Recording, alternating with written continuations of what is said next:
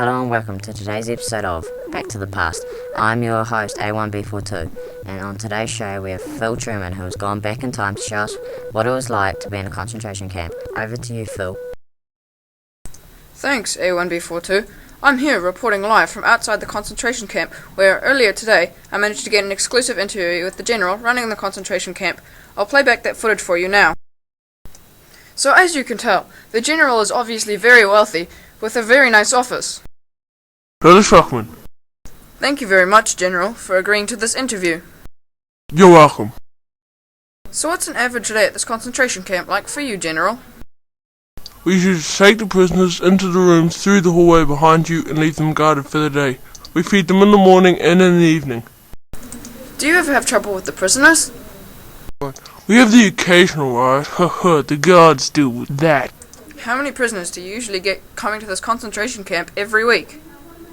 We usually get about 75 prisoners each week, but it varies from time to time.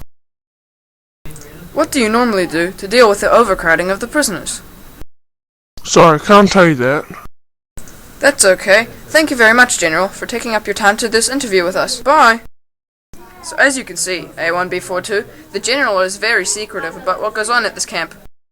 Now, Phil, I'd like to ask you a few questions about the living conditions at the camp. Sure, A1B42. What is it like in the room that the general mentioned in the interview?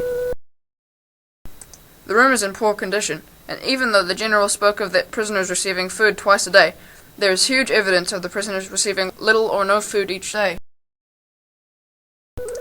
So, Phil, what are the guards like in the camp? The guards are tough, and they are quick to act on bad behavior from the prisoners. They control every square meter of this facility with ease. Thanks, Phil, and that concludes today's episode. Tune in next time as we head back to the Stone Age to see what it was like for the cavemen. Good evening, and this was Back to the Past.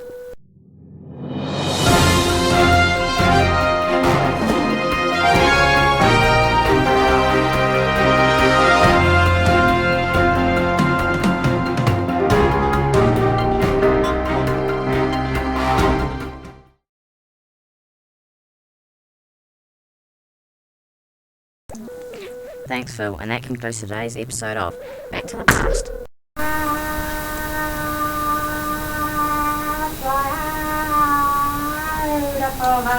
And then he just lies. You guys shouldn't be mucking around.